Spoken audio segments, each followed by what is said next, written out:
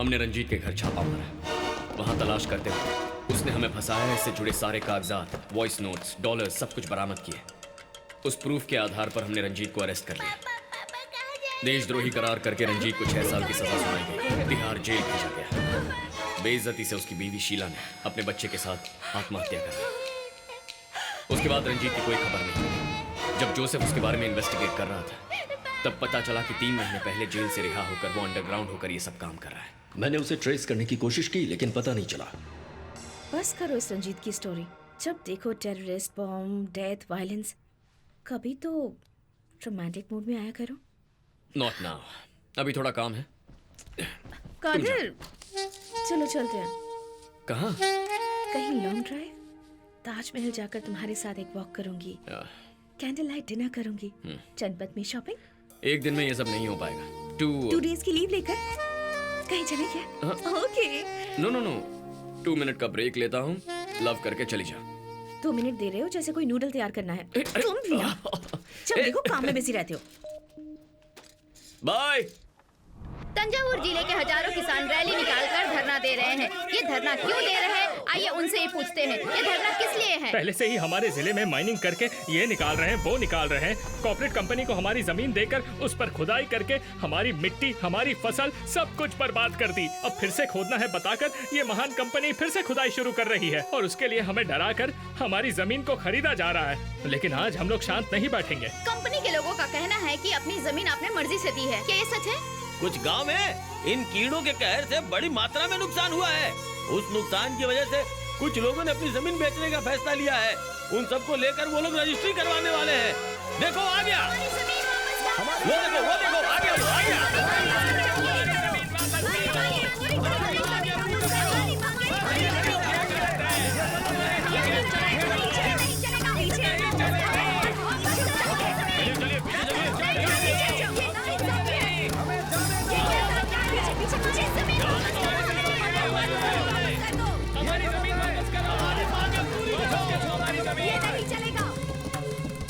जमीन बेचने वाले यही लोग हैं सर। रजिस्ट्रेशन अभी तक क्यों नहीं हुआ? वो बात नहीं है सर। यहाँ पर हजारों किसान धरना दे रहे हैं सर। बड़ी प्रॉब्लम हो जाएगी। पुलिस फोर्स और चाहिए, मैनेज नहीं हो पाएगा। पुलिस वालों को बंदूकें दीपावली में चलाने के लिए दी हैं क्या? सर अभी तक तो किसान शांति से बैठे हैं। एक्शन लिया तो कुछ भी हो सकता है। वो तोड़ फोड़ कर सकते हैं या फिर आगजनी कर सकते हैं। समझ गया।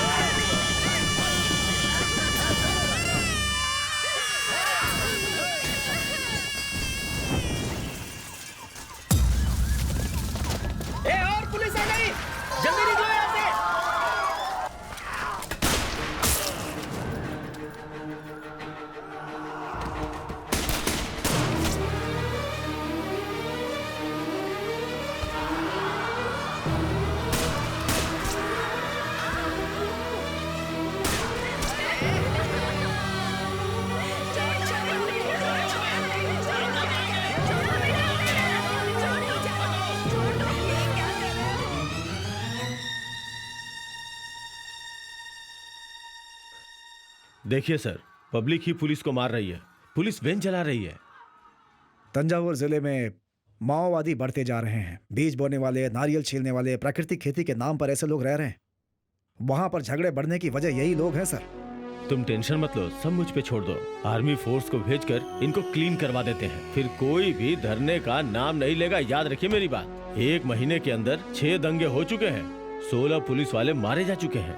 मिलिट्री भेजकर हमारी जनता पर ही वार, कितना अच्छा हिटलर वाला आइडिया है। अच्छा, इन पुलिस की वजह से इस 1 महीने में कितनी जनता मारी गई है? अब ये सब क्या लगा रखा है? हा? बोलो कदीर।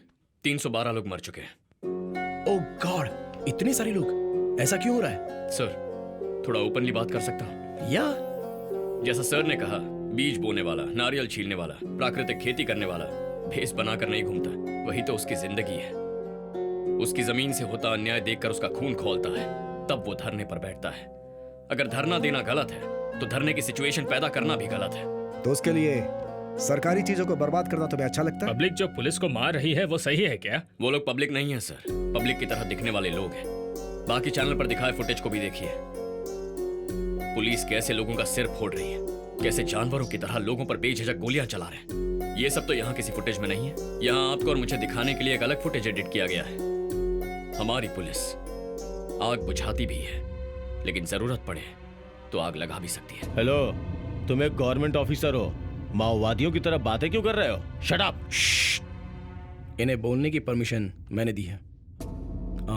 एग्रीकल्चरल लैंड में माइनिंग लाइसेंस देना ही प्रॉब्लम है क्या कदीर? वही तो गलत है सर। रिसर्च करेंगे, खनिज निकालने का लाइसेंस लेकर थोरियम, यूरेनियम ये चुपचाप निकालकर बाहर विदेश में भेजा जा रहा है। पीढ़ी दर पीढ़ी खेती की जाने वाली जमीन पर अचानक से सुरंग बनाने का लाइसेंस दे दिया जाए तो किसान कहां जाएगा सर? जिंदगी का मकसद खत्म, जीने का आधार खत्म, तो क्या करेगा? आई एम सॉरी सर, लेकिन अगर मैं वहां होता तो मैं भी इस वक्त धरना ही देता।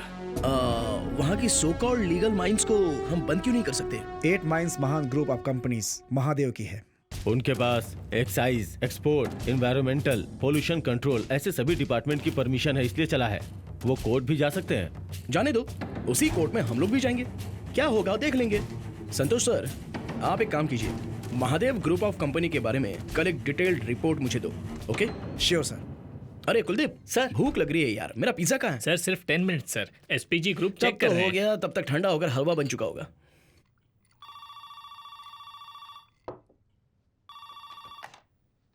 या सर, मिस्टर महादेव आए हैं। आपने उन्हें डायरेक्ट अपॉइंटमेंट दी है क्या? उन्हें अंदर भेज दो।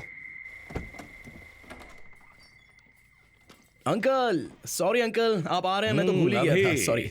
No worries. कैसे हो? प्राइम मिनिस्टर की कुर्सी कैसी है? बहुत गर्म है uncle. Come come, let's have a drink uncle. नहीं नहीं नहीं नहीं, मैं एक्सट्रीम गुस्से में होता हूँ तब पीता हूँ, या फिर एक्सट्रीम हैप्पी होता हूँ तब। इस वक्त ऐसा कोई मूड नहीं। क्या अंकल, फिर क्यों ये मिडनाइट मीटिंग?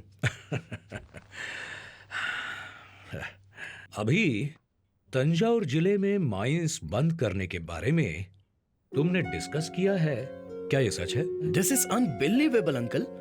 शाम की कैबिनेट मीटिंग में सीक्रेटली डिस्कस की गई बात आप तक पहुंच गई है। मतलब आपकी परछाई यहीं कहीं घूम रही है। पकड़ लूंगा अंकल, आपका वो आदमी कौन है, पकड़ लूंगा। अभी तब तो कैबिनेट पूरी खत्म ही हो जाएगी। इतने सारे स्पाई हैं तंजावुर के डेल्टा एरिया में। माइन से ज्यादा खेती जरूरी है ना अंकल? ऐसा बिल्कुल नहीं है, जिसमें हमारा फायदा हो वही जरूरी है। ये मीटिंग शेड्यूल में नहीं है, बिना एसपीजी को इन्फॉर्म किया कैसे हो सकती है? उस जमीन के नीचे जो चीज है वो हजारों सोने की सुरंग के बराबर है। तुम्हें उसकी वैल्यू पता नहीं। ठीक है अंकल, खेती की वैल्यू समझने वाला एक ही इंसान है, और वो भी तंजावुर का किसान। उन्हें भी बुला देता हूँ, उनसे ही बात कर लीजिए। तंजावुर का किसान? तो यहाँ वॉचमैन की नौकरी क्यों कर रहा है? हाँ, ये मेरे प्रिंसिपल सिक्योरिटी एडवाइजर हैं, कदेर। ओह, तंजावुर के किसान, गुड।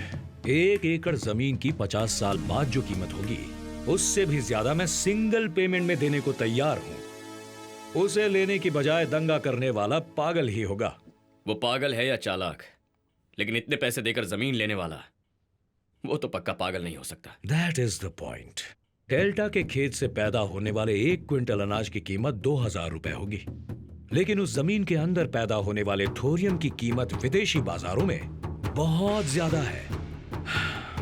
अभी अगर उसे अच्छे से प्रोसेस करें तो दुनिया में इंडिया को नंबर 1 एटॉमिक पावर बना सकते हैं। वो तुम्हारा लाइफ टाइम अचीवमेंट होगा। वाह, लेकिन बाकी पार्टी और ऑर्गेनाइजेशन तो इसके खिलाफ होगी ना अंकल? उन लोगों को तरह तरह के टेंशन देकर चुप करवा दूंगा। जैसे चूहे के पीछे धरना करने वालों के बीच एक बिच्छू डाल दो तो धरना करने वाले चूहे को छोड़कर बिच्छू को भगाने में लग जाते हैं, फिर उनके पीछे सांप डालो तो उसे भगाने में लग जाते हैं। तभी मौका देखकर उनकी पीठ के पीछे हम एक हाथी भी उठा कर ले जा सकते हैं। सुपर अंकल, आप ही मेरे एडवाइजर बन जाइए ना। आपकी बातें मुझे अच्छी तो लग रही हैं, लेकिन खेती बर्बाद करके ये करने के लिए कह रहे हो? अगर इस देश का भला चाहते हो तो हमें गड़े मुर्दे उखाड़ने ही होंगे, और मुर्दे उखाड़ते वक्त कीड़े मकोड़े निकलते हैं, उन्हें दूसरी जगह तो भेजना ही पड़ेगा। आपको किसान कीड़े मकोड़े लगते हैं क्या? जमीन आपके लिए प्रॉपर्टी होगी, हमारे लिए भगवान है। इसीलिए खेत में उतरने वाला किसान पैरों में चप्पल नहीं पहनता। तुम जैसे कॉर्पोरेट लोग लोन नहीं चुका पाए तो विदेश भाग जाते हैं, लेकिन कोई किसान पैसे चुकाए बिना भागता नहीं है। इज्जतदार होते हैं, मर जाएंगे, मर रहे हैं। पिछले 10 सालों में 2 लाख किसान आत्महत्या कर चुके हैं। इतनी मेहनत करके खेती करने की क्या जरूरत है? सिर्फ अनाज ही चाहिए ना।